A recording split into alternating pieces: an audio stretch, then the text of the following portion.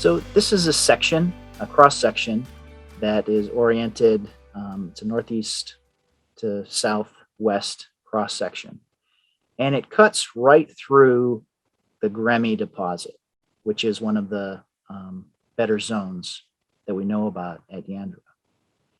And it illustrates the geology that we see cutting down into the rocks there.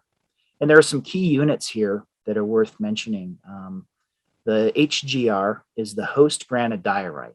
And this is the rock that makes up a large portion of the Bismarck intrusive complex in the project area. And that's intruded by a later unit, which is a quartz diorite porphyry, the POD, P-O-D, shown in green there. And that unit is intruded by an even later porphyritic dacite, PDA, the blue unit there. And associated with that PDA is a breccia, shown as BX on the diagram.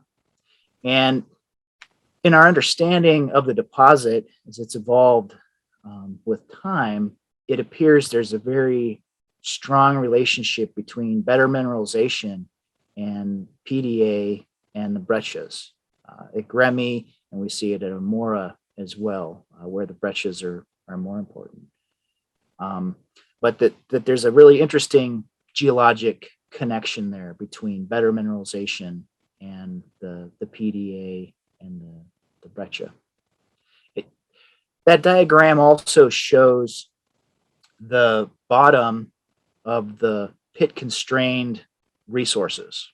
So it's kind of where the bottom of the pit might be if we were to mine those resources as they were estimated.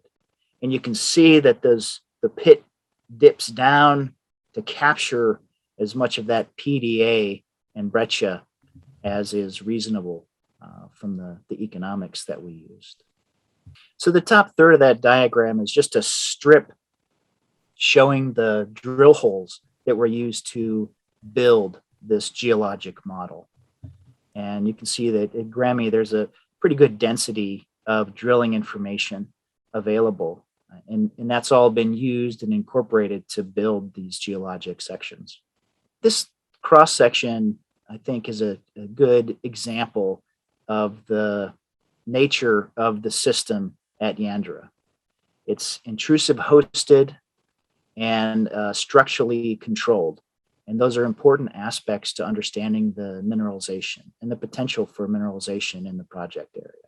The deposit is hosted largely in intrusives. There aren't many sedimentary rocks that have been affected by the mineralization. They're intrusives that have taken advantage of structural weaknesses. And there are multiple phases of mineralization, just like there are multiple intrusives in the diagram there. When the POD came into the granodiorite, it brought with it mineralization. And the later porphyritic dacite also brought in mineralization. So our geology tells us that there are multiple pulses of mineralization here. And the better mineralization seems to be connected with the intrusion and emplacement of the porphyritic dacite and the breccias. The structural weaknesses, and some of those are sympathetic to this very strong and prominent northwest trend, allowed these intrusives to come up and emplace mineralization and breccias and alter the rocks to form the better parts of the system. So the structural trend is really important to provide the plumbing system, if you will. And these intrusives reflect that plumbing system, kind of subvertical